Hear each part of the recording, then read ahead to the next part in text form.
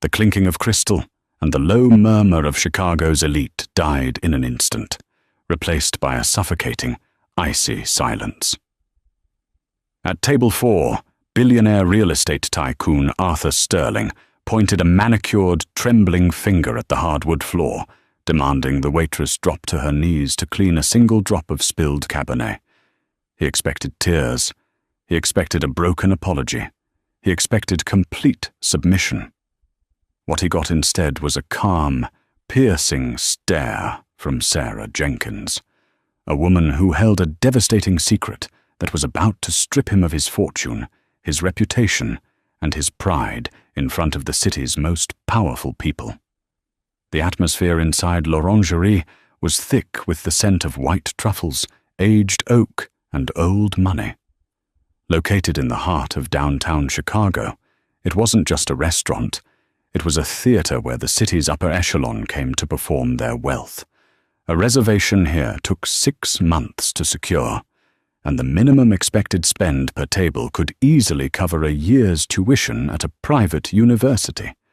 The lighting was meticulously calibrated to a warm, amber glow that flattered aging faces and made diamonds catch fire. Sarah Jenkins adjusted the collar of her starched white uniform, her hand steady as she balanced a silver tray loaded with crystal water goblets. At 32, Sarah possessed a quiet, unassuming grace.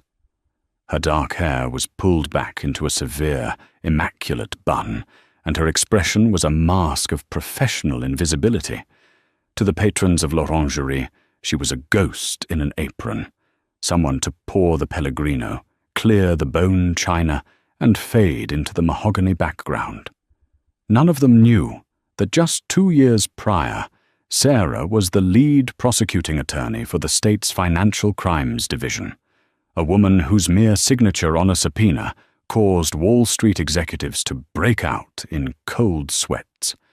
She had stepped away from that life after her father's devastating illness, needing the physical exhaustion of a demanding hospitality job to quiet her overactive mind while she navigated the complex, bureaucratic nightmare of his estate. She didn't need the money. She needed the anonymity. But tonight, anonymity was the one thing she was not going to get. "Straighten up, everyone. He's here," hissed David Belmont, the restaurant's general manager. David was a man who practically vibrated with anxiety. He survived by kissing the rings of the wealthy and berating the staff who served them. His face was flushed, a sheen of panic sweat visible on his forehead. "Who?" whispered one of the busboys, hurriedly polishing a stray smudge off a wine glass. "Arthur Sterling," David snapped, adjusting his silk tie as if preparing to meet a head of state. "Table 4. The prime alcove. I want absolute perfection. If he asks for the moon, you find a way to plate it and serve it with a sprig of mint. Do you understand me? Sarah, you're on his section." Sarah's grip on her silver tray tightened fractionally. Arthur Sterling. The name tasted like ash. Sterling was the CEO of Vanguard Properties, a ruthless developer known for hostile takeovers, evicting low-income tenants and destroying smaller businesses to build his soulless luxury high-rises. He was a man who viewed people as stepping stones and ethics as an inconvenience. More importantly, Sarah knew precisely who he was from her past life. She had spent months building a racketeering case against his shell companies before her father's stroke forced her to hand the files over to a junior prosecutor, who promptly botched the case and let Sterling walk free. The heavy mahogany doors swung open, and Arthur Sterling entered. He didn't walk. He paraded. He wore a bespoke Italian suit that likely cost more than a mid-sized sedan. His silver hair swept back perfectly.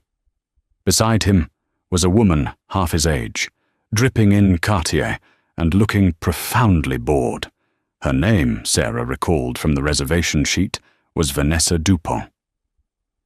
As Sterling moved through the dining room, conversations dipped, heads turned, He fed on the attention, flashing predatory smiles at the city's politicians and socialites. He owned the room, and he knew it. "Mr. Sterling, what an absolute honor," David grovelled, practically bowing as he intercepted the tycoon halfway to the table. "Right this way. We have prepared our finest booth for you, overlooking the skyline." "It better not be near the kitchen doors this time, Belmont," Sterling said, not even bothering to look at the manager. His voice was a booming baritone, designed to carry, designed to dominate. "The last time I was here, I could smell the grease. It ruined the caviar." "Of course not, sir. Right this way." Sarah took a deep breath, smoothing her features into a pleasant, vacant smile.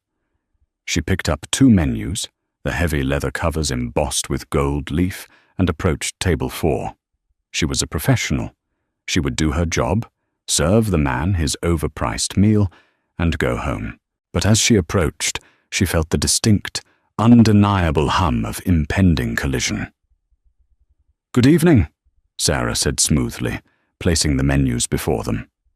"Welcome to l'Orangerie. My name is Sarah, and I will be taking care of you tonight. May I start you off with some sparkling water, or perhaps a cocktail?" Sterling ignored her. He was busy scrutinizing the cutlery, picking up a silver fork, and inspecting the tines, as if searching for a disease. Vanessa didn't look up from her phone.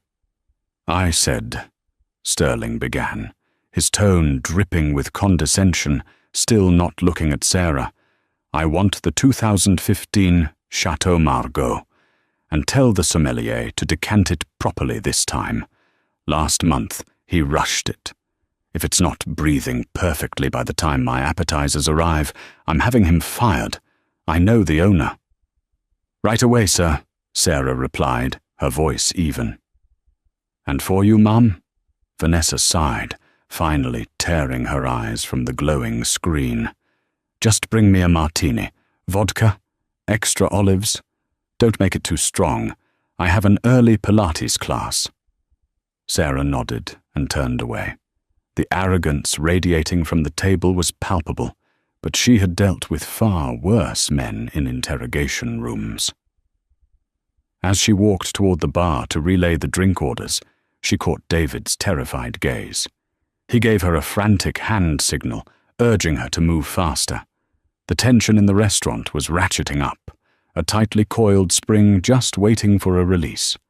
The service progressed with the agonizing slowness of a ticking bomb. Arthur Sterling was the kind of diner who delighted in finding flaws. He sent back his amuse-bouche because the temperature of the foam was uninspired. He berated a busboy for filling his water glass too close to the rim. Through it all, Sarah remained an impenetrable fortress of polite compliance, deflecting his microaggressions with the smooth, practiced detachment of a seasoned server. Then came the main course, and with it, the wine. The 2015 Chateau Margaux, a bottle that cost upwards of $4,000, had been breathing in a crystal decanter for exactly 45 minutes. Sarah carried it to the table on a velvet-lined silver tray, alongside 2 fresh, immaculately polished Bordeaux glasses. "Your wine, Mr. Sterling," Sarah murmured, presenting the decanter. Sterling waved a dismissive hand. "Pour it. Let's see if your cellar master actually knows his job." Sarah stepped to his right, lifting the heavy crystal decanter. She poured a precise, elegant measure into Vanessa's glass first, as dictated by etiquette. Vanessa, engrossed in a story she was telling about a vacation in St. Bart's, suddenly shifted in her seat. She threw her hands out in an exaggerated gesture to emphasize a point, entirely oblivious to her surroundings. Her diamond-clad wrist struck the base of the wine glass just as Sarah was pulling the decanter away. The physics of the disaster were instantaneous. The delicate crystal tipped, struck the edge of the silver tray, and shattered. A splash of deep, ruby-red liquid, perhaps a single ounce, flew through the air. A few drops landed on the pristine white tablecloth. One single, solitary drop splashed onto the toe of Arthur Sterling's custom-made Baluti Oxford shoe. For a fraction of a second, the world seemed to stop spinning. The sharp sound of breaking crystal echoed in the hushed dining room, acting like a gunshot in a library. Heads turned. Conversations halted mid-sentence. Sterling looked down at his shoe. He stared at the single drop of red wine staining the polished brown leather. Then, his face slowly flushed with a deep, mottled rage. The veins in his neck bulged against his collar. "You," he whispered, his voice trembling with fury. "I am so incredibly sorry, sir," Sarah said immediately, setting the decanter down safely on the table. She grabbed a clean cloth napkin from her apron to dab at the tablecloth. "Let me get that for you. I'll have a new glass brought immediately." "Don't touch the table," Sterling roared.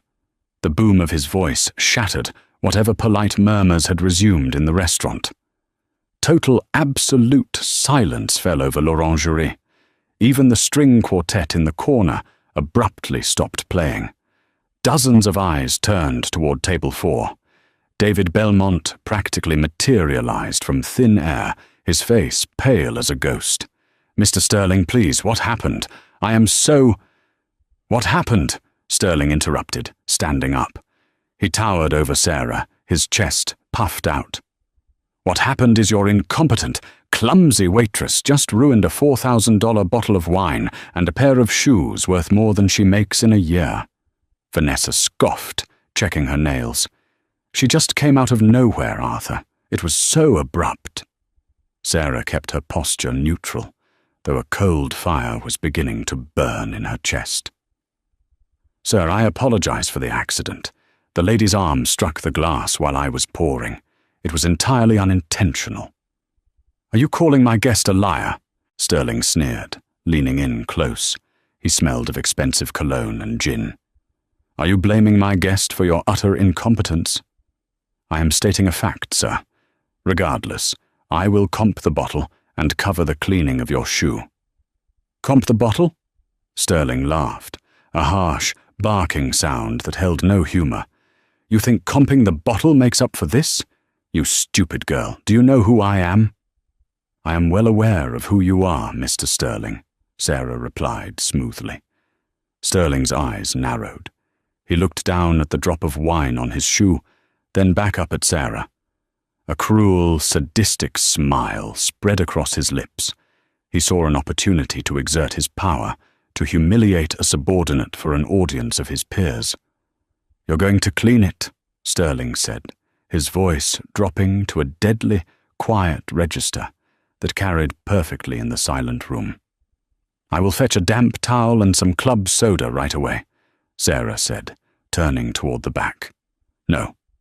Sterling stepped to the side, blocking her path.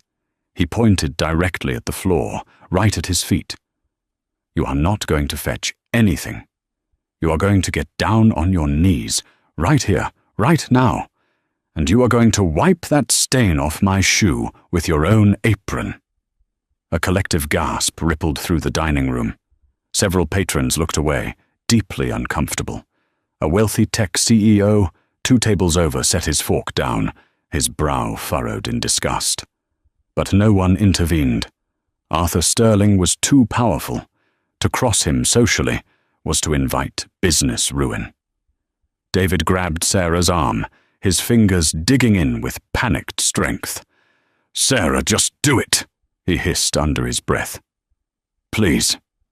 He will destroy this restaurant. He will have me fired. Just apologize and do what he says."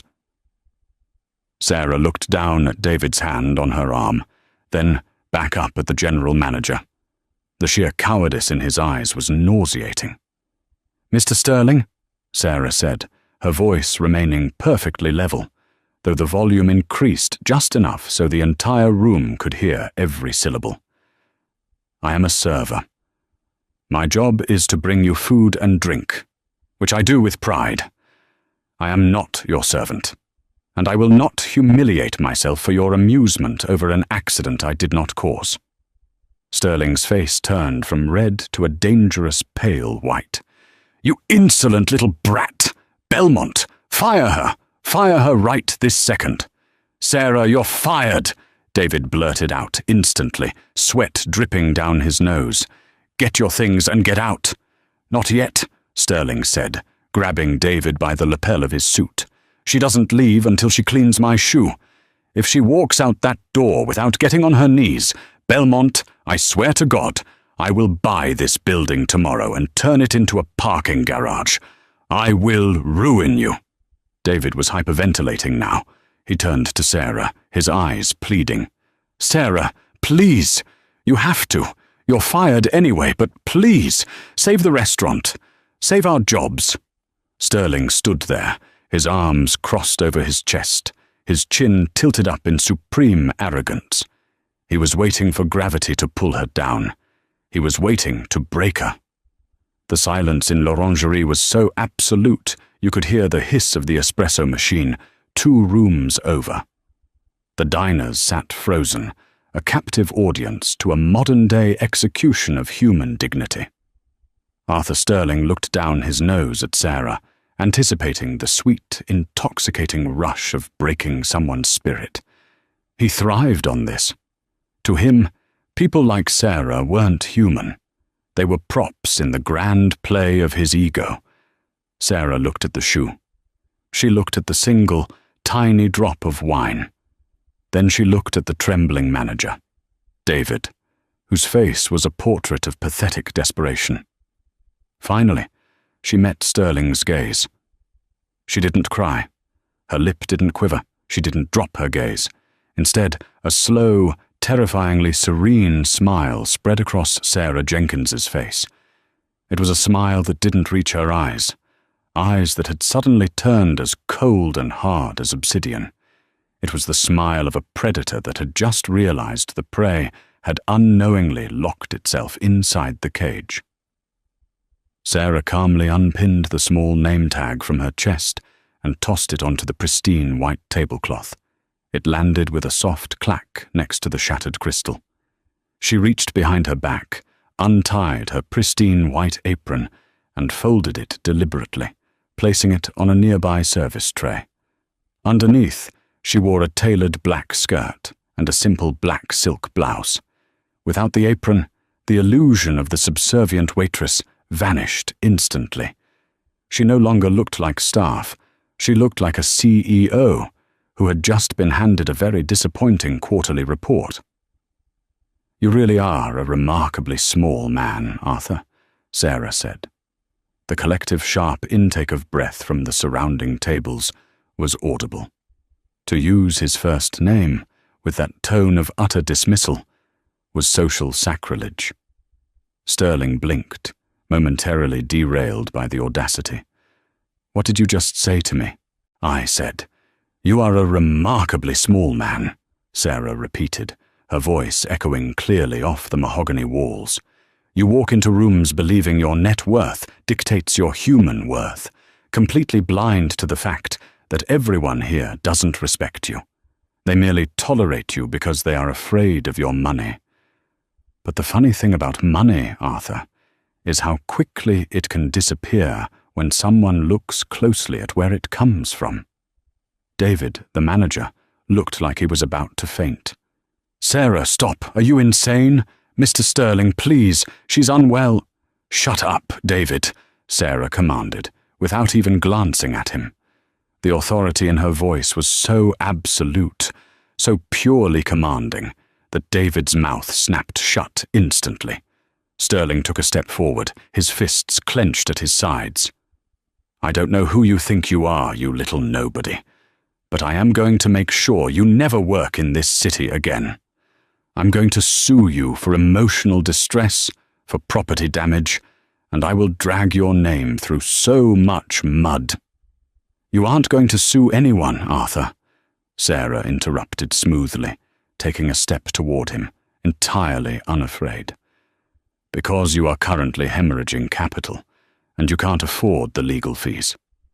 Not after the EPA hit your flagship site at the West River with a stop work order last Tuesday.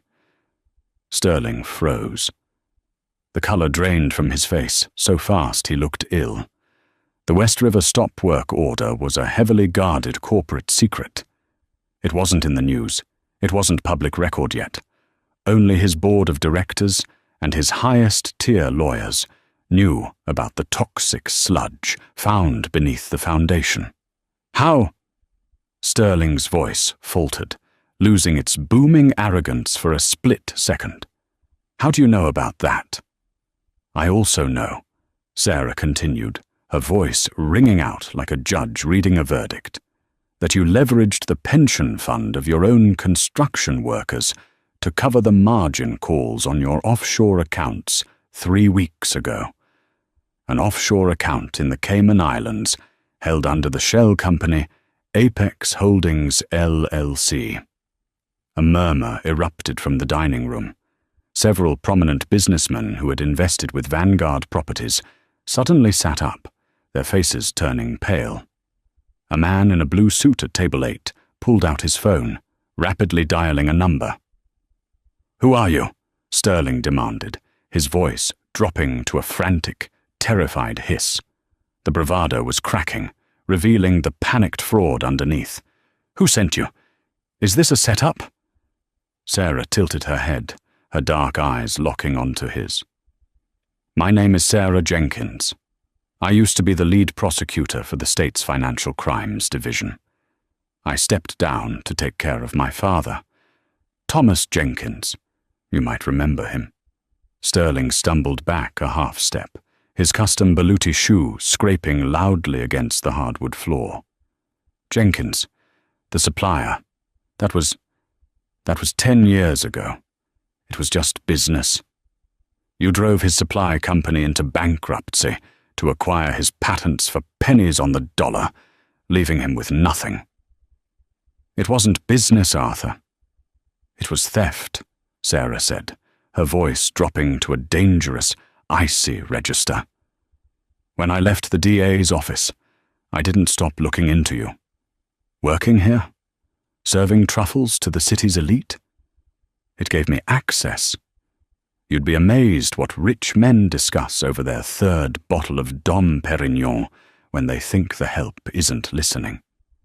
Vanessa, the date, stood up, looking wildly between Arthur and Sarah. "Arthur, what is she talking about? Is she crazy?" "Be quiet, Vanessa," Sterling snapped, though his voice shook. He looked at Sarah, a cornered animal, realizing all exits were blocked. "You have no proof of any of this. It's hearsay. You're a bitter, fired waitress, spinning lies." Sarah smiled that terrifying smile again. She reached into the pocket of her black skirt and pulled out a small silver USB drive. She held it up so the amber light of the chandelier caught the metal. "This drive contains 94 gigabytes of internal emails, wire transfer receipts, and recorded phone calls between you and your shell company directors. It details the embezzlement, the EPA cover-ups, and the pension fraud," Sarah said loudly, making sure every power broker in the room heard her clearly. "I didn't steal it. Your former CFO, who is currently cooperating with the federal government for immunity, gave it to me this morning. He remembered my name from the racketeering case I tried to build against you 2 years ago." The silence in the restaurant had transformed from shock to electric, morbid fascination.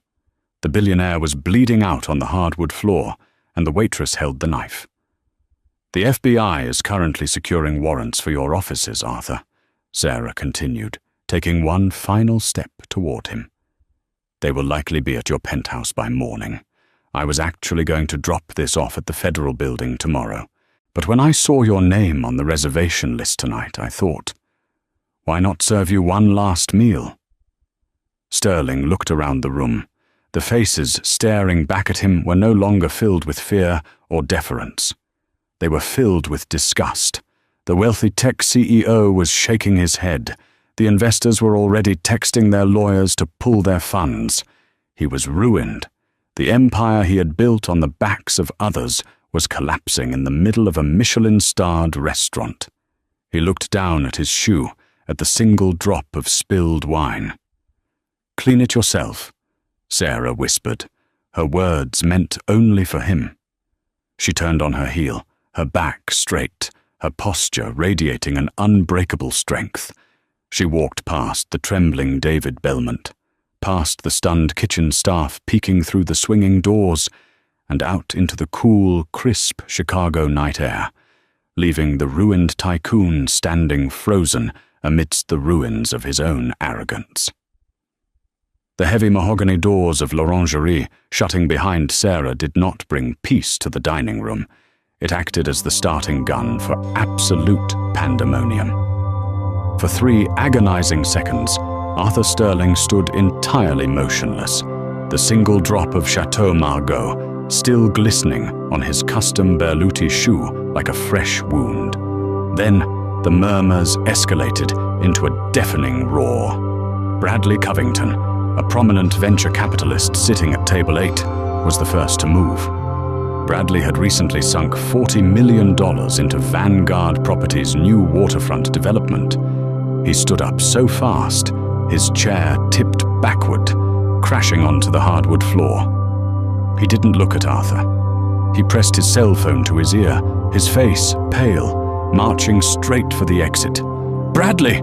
Arthur barked, his voice cracking, the authoritative baritone completely gone. "Bradley, wait! It's a lie! She's a disgruntled employee!" Bradley didn't even pause.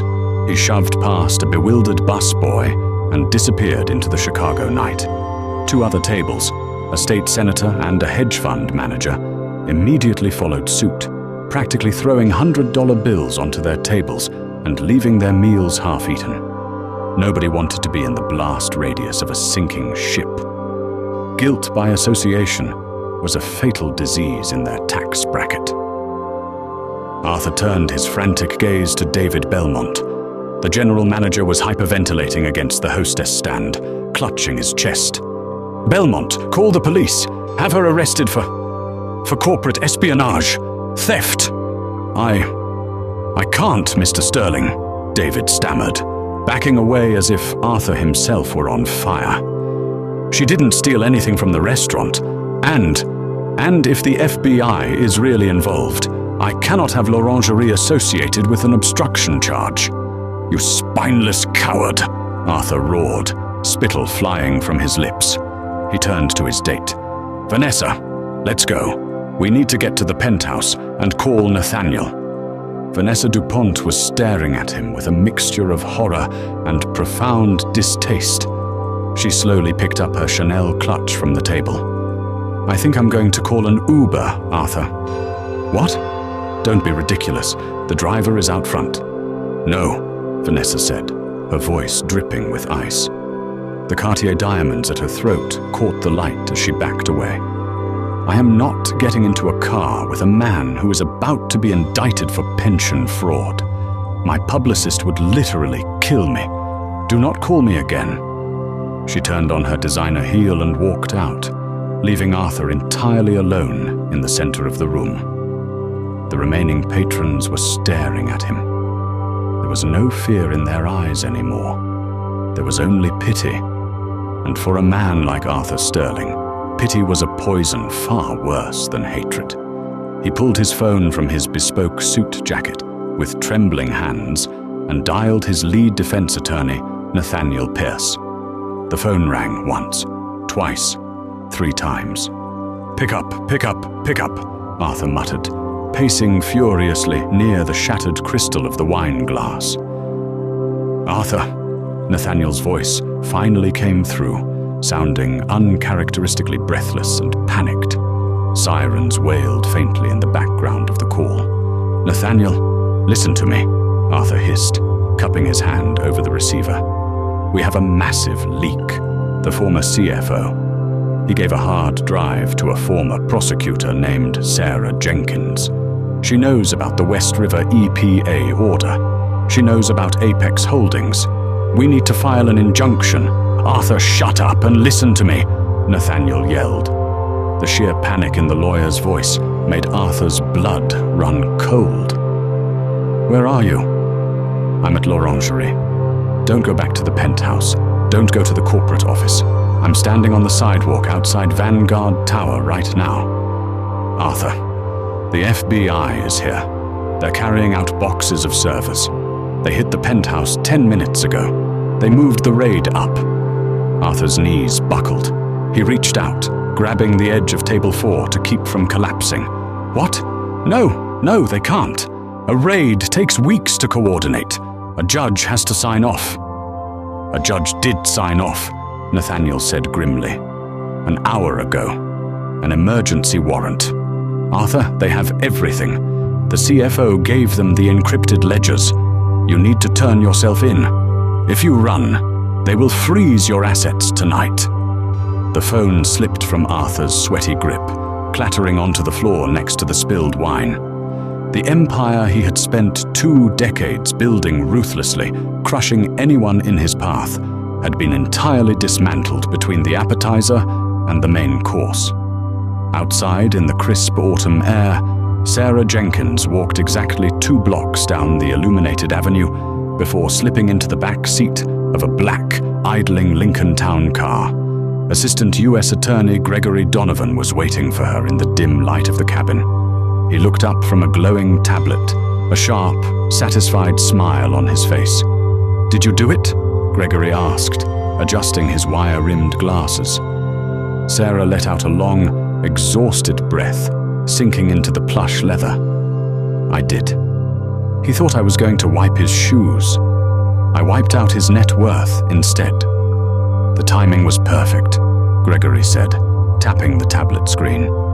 "The moment you sent the signal text, we executed the warrants. Sterling's lawyer is already trying to broker a surrender, but we're freezing his domestic accounts as we speak. We got him, Sarah.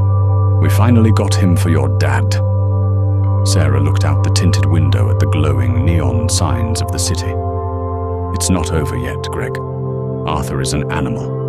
When an animal is cornered, it bites. He's going to try and destroy me before he goes down." "Let him try," Gregory said smoothly as the car pulled away from the curb.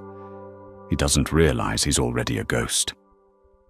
By 3 a.m., the rain had started to fall in sheets across Chicago, mirroring the bleak reality of Arthur Sterling's collapsing world.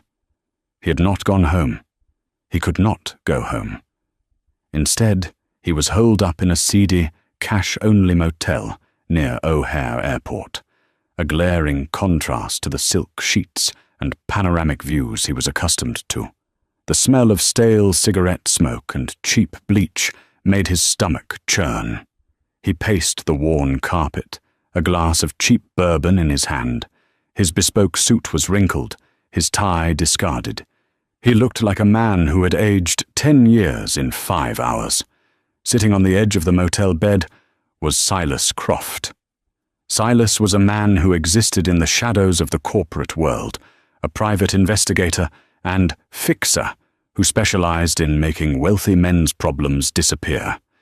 He was gaunt, silent, and entirely devoid of a moral compass. "I don't care what it costs, Silas," Arthur growled, throwing his empty glass against the wall, where it shattered, leaving a brown stain on the floral wallpaper. "I want her ruined. I want Sarah Jenkins destroyed. I want you to find every skeleton in her closet, break into her apartment, hack her accounts, frame her for embezzlement from the DA's office, do whatever it takes to discredit her before the arraignment." Silas didn't flinch at the shattering glass. He calmly opened his battered laptop. "I've been digging since you called me from the burner phone 2 hours ago, Mr. Sterling. But you aren't going to like what I've found." "Just tell me you have something," Arthur demanded, looming over the smaller man. Silas turned the laptop screen toward Arthur. On it were a series of complex corporate flowcharts and holding company registrations. "You assumed Sarah Jenkins stumbled upon your CFO by accident, or that she just used her old DA contacts to get a hard drive," Silas said, his voice a raspy monotone. "You underestimated her, dramatically." Arthur squinted at the screen. What am I looking at? These are Vanguard's primary creditors, the banks that hold the mortgages on my commercial properties.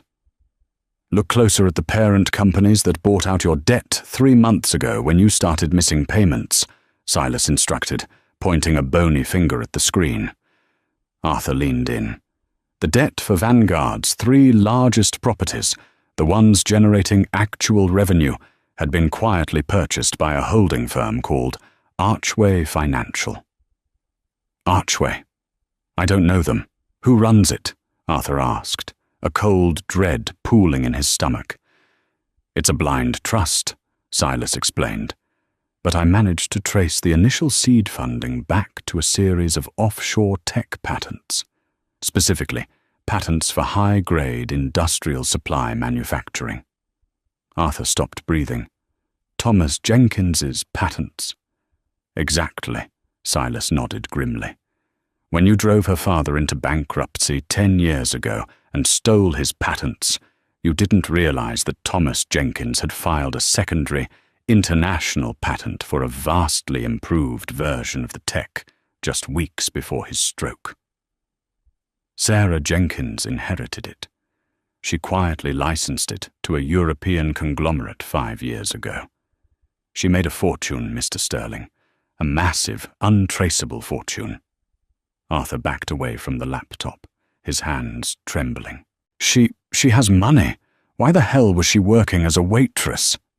Cover, Silas stated simply, and access. She didn't just want to send you to prison, Mr. Sterling. Anyone with evidence can do that. She wanted to dismantle you piece by piece. She used her fortune to quietly buy up your defaulting debt through proxy companies. She's the one who tipped off the EPA about the West River site. She's the one who pressured your CFO into flipping by, threatening to expose his own side hustles. Arthur fell back into a stained armchair, the air rushing out of his lungs. He felt like he was suffocating. She owns my debt, Arthur whispered, the reality finally cracking his fractured mind. She doesn't just have the evidence to put me away.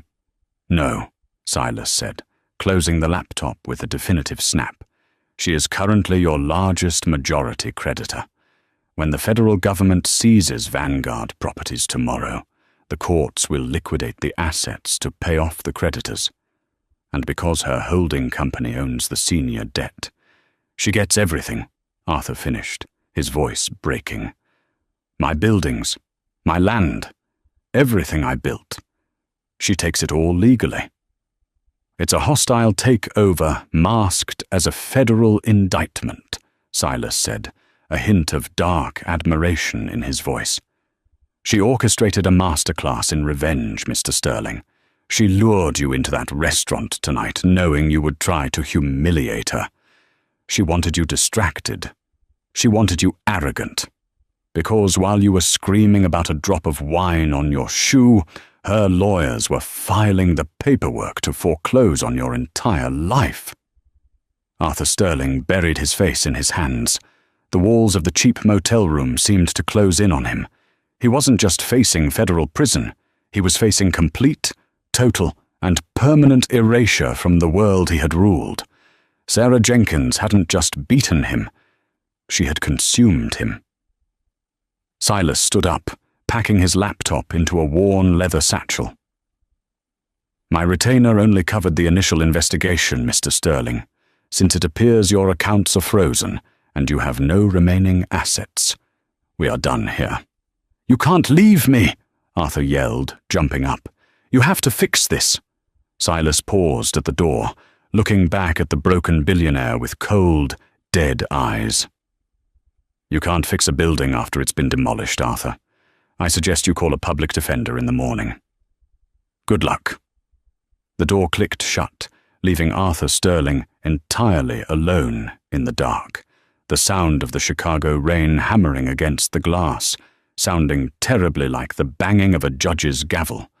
The Dirksen Federal Building in downtown Chicago was a brutalist monolith of glass and steel, a place devoid of the amber-lit warmth and sycophantic whispers of l'orangerie. Here, the air smelled of floor wax, stale coffee, and the cold sweat of desperate men. For Arthur Sterling, walking into courtroom 14B was like walking to the gallows. He was wearing a charcoal suit he had been forced to buy off the rack at a discount department store that morning. His bespoke Italian wardrobe, along with his penthouse, his vintage car collection, and his offshore accounts, had been seized by the federal government the previous night under the racketeer-influenced and corrupt organization's RICO Act. His silver hair, usually immaculately swept back, hung limply across his forehead. He looked remarkably ordinary, just another aging man facing the crushing weight of the United States justice system. The gallery was packed. Word had leaked to the press by dawn, and the courtroom was a sea of reporters, former investors, and curious onlookers who had come to watch the Titan fall. Sitting in the second row, perfectly composed in a tailored navy blue blazer, was Sarah Jenkins. Arthur's eyes locked onto her as he was led to the defense table by a court-appointed public defender named William Stanton, a tired-looking man with a cheap tie and an overflowing briefcase. Arthur had tried to call 6 different high-powered defense firms that morning. Every single one had declined his case the moment they realized his assets were frozen. In the span of 12 hours, he had gone from paying lawyers $1,000 an hour to relying on a man who looked like he hadn't slept since Tuesday. "All rise," the bailiff barked, his voice echoing off the high ceilings. The Honorable Judge Harrison Caldwell presiding. Judge Caldwell was a notoriously strict jurist with a reputation for handing down maximum sentences to white-collar criminals. He took his seat at the bench, adjusted his reading glasses, and looked down at the docket with an expression of profound irritation.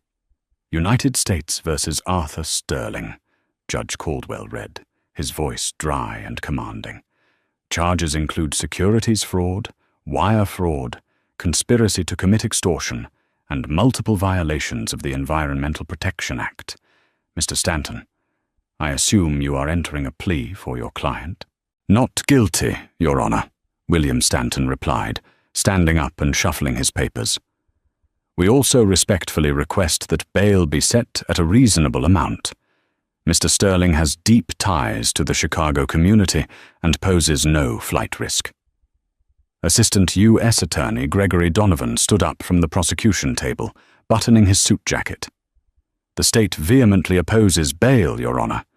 Mr. Sterling's deep ties to the community consisted of defrauding local pension funds to cover his margins. Furthermore, we have evidence that he attempted to contact a known corporate fixer named Silas Croft at 3 o'clock this morning to arrange false passports and offshore transfers." Arthur's head snapped toward Donovan. Silas had sold him out. The fixer had realized Arthur was broke and immediately traded his client's name to the feds for immunity. "That is a lie!"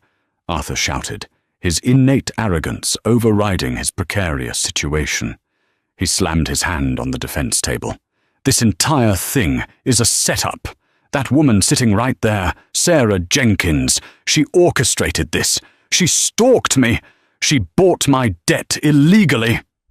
Judge Caldwell slammed his gavel down, the sharp crack silencing the murmurs erupting in the gallery. "Mr. Sterling, you will speak only through your counsel, or I will have you gagged and bound in this courtroom. Do you understand me?" Arthur glared at the judge, his face flushed red, but Stanton yanked hard on his sleeve, forcing him to sit down. "Your Honor," Donovan continued smoothly, unfazed by the outburst. "Ms. Jenkins is a cooperating witness who legally acquired the defendant's debt through a transparent holding company. There is nothing illegal about capitalism, as Mr. Sterling himself has often argued. What is illegal is the 94 gigabytes of internal communications we recovered from his servers last night. It confirms that Mr. Sterling deliberately ordered the dumping of highly toxic chemical solvents into the West River Foundation site to avoid a multi-million-dollar disposal fee, effectively poisoning the groundwater of a lower-income residential neighborhood. A collective gasp echoed through the courtroom. The financial crimes were one thing, but the environmental terrorism was a bridge too far, even for the ruthless corporate vultures sitting in the gallery. Furthermore, Donovan added, turning to look directly at Arthur, we have a recorded phone call provided by the former CFO. In it, Mr. Sterling explicitly orders the financial ruin of Thomas Jenkins's supply company 10 years ago, instructing his team to, and I quote, bleed the old man dry until he has a stroke or shoots himself, then take the patents. The state considers Mr. Sterling a clear and present danger to the public and a severe flight risk. Arthur felt the blood drain from his face. He looked back at Sarah. She wasn't smiling. She wasn't gloating. She simply watched him with the calm, detached observation of a scientist watching a microbe under a microscope. She had systematically dismantled every pillar of his life, his wealth, his reputation, his freedom, and now his legacy. Judge Caldwell removed his glasses and stared down at Arthur with unmistakable disgust. Bail is denied, the judge declared, his voice cutting through the tension like a blade. The defendant will be remanded to the custody of the Metropolitan Correctional Center pending trial. We are adjourned. The gavel fell for the final time. 2 federal marshals stepped up behind Arthur, grabbing his arms with heavy, unsympathetic hands. As they pulled him toward the side door, leading to the holding cells, Arthur dragged his feet, turning his head to look at Sarah one last time. "You're nothing!" Arthur screamed, his voice cracking with a pathetic, desperate edge. "You were just a waitress. You poured my wine." Sarah didn't raise her voice. She didn't have to. As the marshals dragged the broken billionaire away, she simply turned and walked out of the courtroom, leaving the echoes of his ruin to fade into the sterile, unforgiving architecture of the federal building. 6 months later, the punishing, icy winds of a Chicago winter had finally surrendered to the gentle, optimistic thaw of early spring. The city had moved on, as it always did, from the spectacular implosion of Arthur Sterling. His trial had been less of a legal battle and more of a corporate autopsy. Faced with an insurmountable mountain of evidence, frozen bank accounts, and a long line of former executives tripping over themselves to testify against him in exchange for federal immunity, Arthur's legendary bravado had crumbled completely. Stripped of his high-priced legal team, he was forced to take a devastating plea deal. Now, Arthur resided in a 9-by-6-foot concrete cell at the Federal Correctional Institution in Terre Haute, Indiana. The man who had once terrorized Michelin-starred dining rooms over the temperature of a truffle foam was now assigned to the cafeteria laundry detail, scrubbing industrial food trays for 12 cents an hour. He wore a faded, scratchy khaki uniform that chafed his skin, his bespoke Italian suits having been seized and auctioned off months ago. The other inmates, many of whom hailed from the very marginalized neighborhoods Arthur had gleefully bulldozed for his luxury developments, offered him no sympathy. To them he wasn't a fallen titan. He was just a broken old man who couldn't handle the harsh reality of a cage. On this particular Tuesday, Arthur sat in the bleak, fluorescent-lit recreation room, his hands trembling as he stared at a wall-mounted television enclosed in a protective wire mesh. The midday news was playing. The anchor was doing a live segment from downtown Chicago, standing on the familiar, sweeping granite plaza of what used to be Vanguard Tower, Arthur's 60-story crown jewel. The chyron flashing at the bottom of the screen read, "From corrupt empire to community beacon." Arthur's breath hitched. He watched, helpless and hollow, as the camera panned up the gleaming glass facade he had built to immortalize his own ego. It had been seized, completely liquidated by the courts to pay his victims, and quietly purchased out of federal receivership by Archway Financial. He knew exactly who owned Archway. The phantom holding company that had methodically bought up his debt, cornered him, and devoured his life, belonged entirely to Sarah Jenkins. 200 miles away, standing in the very lobby Arthur was watching on television, Sarah took a deep breath of the air inside her new building. The transformation was staggering. The oppressive, cold black marble and intimidating security barriers Arthur had installed to keep the public out were gone. In their place, warm, sustainable oak paneling lined the walls, and massive, newly engineered skylights flooded the once cavernous space with brilliant, natural sunlight. Sarah wore a tailored charcoal blazer, her dark hair falling loose around her shoulders. Beside her stood Assistant U.S. Attorney Gregory Donovan, holding 2 steaming cups of coffee from a local, family-owned bakery that had just opened a kiosk near the elevators. "It is officially done," Gregory said, handing her a cup. His smile was wide, practically radiating satisfaction. The SEC cleared the final mountain of paperwork at 8 o'clock this morning. Archway Financial retains absolute, unencumbered ownership of the building. The title is officially in your name, Sarah. Sarah looked up at the towering directory board behind the reception desk. The top 20 floors, once hyper-luxury penthouses that sat empty as tax write-offs for billionaires, had been completely retrofitted into subsidized, affordable housing for the families displaced by Arthur Sterling's predatory gentrification projects. The middle floors were now leased at drastically reduced rates to local small businesses, minority-owned startups, and non-profits. But the most significant poetic change was on the ground floor. Taking up the entire east wing, right where Arthur's private, gold-leafed executive elevator bank used to be, was a state-of-the-art legal clinic.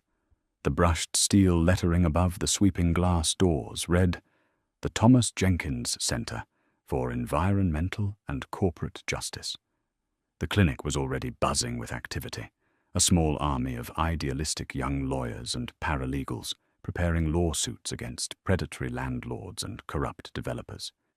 It was a living, breathing engine of accountability, funded entirely by the massive fortune Sarah had amassed from her father's reclaimed patents. "He would be incredibly proud of you, Sarah," Gregory said softly, following her gaze to the sign. "Your dad. You didn't just tear down a monster. You took his fortress and built something beautiful out of the wreckage." Arthur Sterling destroyed lives because he genuinely believed his wealth meant the world owed him deference, Sarah murmured, stepping forward to touch the cool glass of the clinic door. He thought true power came from making people kneel. He never understood that true power is giving people the strength to stand. "Back up." As she turned to walk toward the main entrance to meet the arriving press for the ribbon-cutting ceremony, the heavy glass doors slid open. A man in a standard grey maintenance uniform walked in, pushing a heavy industrial floor buffer. He paused, wiping a sheen of nervous sweat from his brow, and his eyes suddenly locked onto Sarah's. It was David Belmont.